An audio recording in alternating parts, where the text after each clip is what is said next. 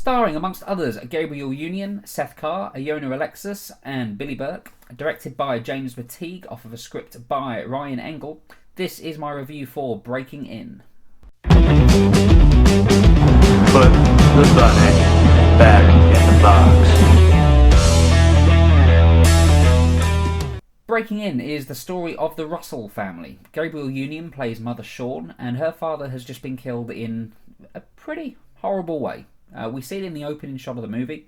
The opening scene is his demise, and yeah, it sets the tone for this film pretty well. Like, it is at times quite brutal, and it is straight from the off as well.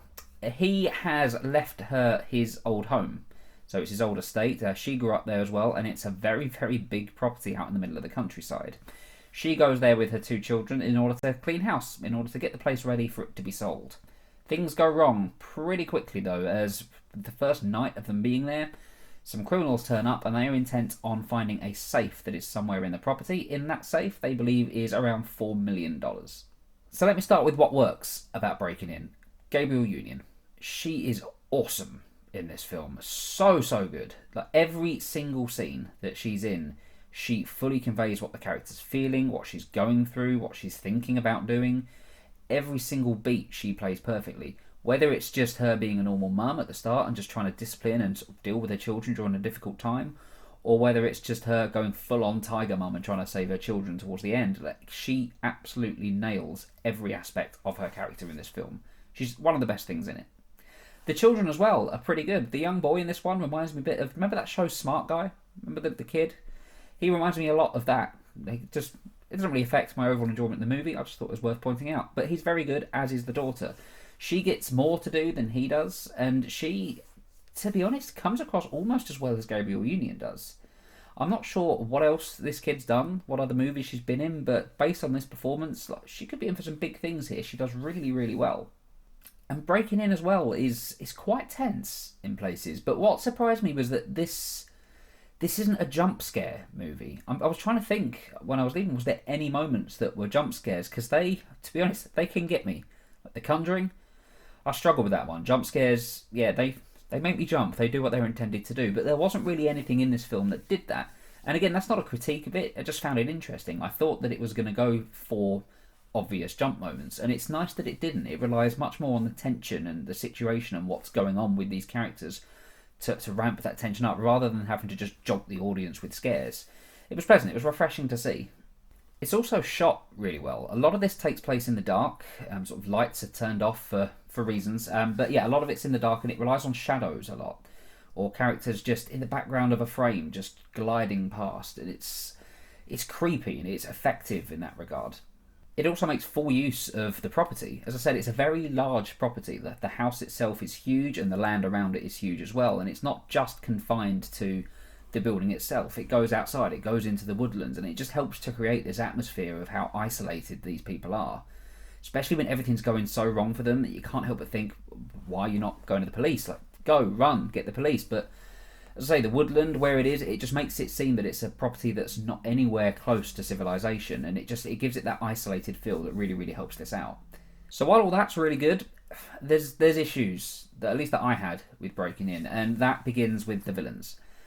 Billy Burke is great. Billy Burke's always great. I think he's one of the most dependable actors around. He'll come in to deliver a performance and he'll do it. He'll do exactly what's needed to do. And he's blessed with the best of a bad bunch when it comes to these characters, when it comes to the villainous characters at least. He's more tempered, he's nuanced. He wants to do what he needs to do, and he'll do whatever it takes to do it. But he's not going to be unnecessarily violent. He's not going to just lash out for the sake of it. He's very intent on going ahead with his plan and making sure it goes correctly. That's not to say that he doesn't have some more homicidal moments as things go on, as he gets more and more frustrated. But that it feels like it builds naturally for him. It doesn't feel like it comes out of the blue. The problem really, though, is with the others. It's stereotypical, maybe the wrong word for it, but it's cliche is probably better, of who these people are. So you have one villain who is the nice villain, the one who's, can't hurt children. No, we're not that bad. Then you've got another one who's, I want to kill everything. Killing them, I just want to kill you. You didn't do anything, I just like murder. And then another one who's not really developed at all. Like, he's not in it as much as they are, but he's nothing. So yeah, when it comes to the bad guys in this one, it's where it lets it down. If their motivation was, I don't know, just a little bit more complex, if there was a little bit more to it rather than just, we're a bunch of criminals coming to steal some money, but there's no real personal attachment or anything with this. They're just strangers, and these characters are just there at the wrong time, and that's all well and good in itself, but it feels a little bit empty as a result. Another thing as well, which is a bit odd considering this movie's under 90 minutes long, it feels like it drags a little bit towards the end. It does one of those things that these sort of movies do, where they'll try and do a last minute twist, something that you didn't see coming, but by that point it just felt that things had played out enough. It just extended that running time, and admittedly at 88 minutes I think it was, when you're at that kind of length, like, you can't really afford to lose time. You do need to add things on, but particularly just the final couple of things that happen in that last act, they feel that they're there purely to pad out time rather than a necessity. It just, yeah, it felt unnecessary to me. It just like a bit of an eye rolling moment.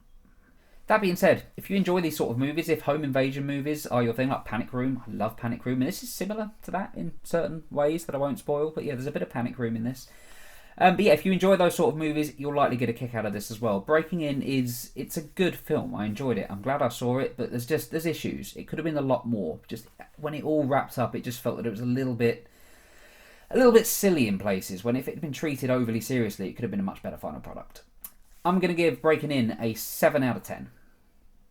Have you seen Breaking In? If so, let me know what you thought about it in the comments, and tell me what's your favourite home invasion movie as well. I really like one called Hostage. It's a bit of a B movie, stars Bruce Willis, but yeah, I like that film. Tell me yours. You can follow me on Twitter at Joe P. Julians. I am at the moment on Stardust as well, Joe Julians. Stardust. I don't know if you're familiar with Stardust. It's an app where you give your reactions to movies, to trailers, to TV shows, and it's awesome.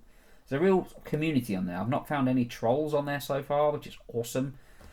Oh, I'm going to miss it. But in the EU, in Europe and the UK, the EU have got this new thing with data protection laws. Basically, they're making it so strict and so stupid that you can't really do anything. I wouldn't be surprised if in a year or so's time you're not allowed to walk up to somebody and introduce yourself by name. But Stardust has been affected by that as well. They can't operate anywhere within Europe because of these stupid laws. If you don't find them stupid, by the way, it's my opinion, I do. But they can't operate over here, so that means we can't use it until they find a way to be able to do it, till they have the money behind them to be able to go through all these ridiculous loopholes that have been set up. So probably won't be on Stardust for much longer, but keep using the app because it's great. If you haven't got it already, and you can get it if you're not in Europe, get it. It's really good. So my other movies at 20 review for Deep Impact, so that is up today, should be up already. I'll have a review for Deadpool 2 next week, which I'm really excited about, and Life of the Party as well. Should have a review for that on Monday. Bit hit and miss with the Melissa McCarthy films, so yeah, I'm hoping I like this one more than a lot of her others. Thank you very much for watching, and I'll see you on the next video.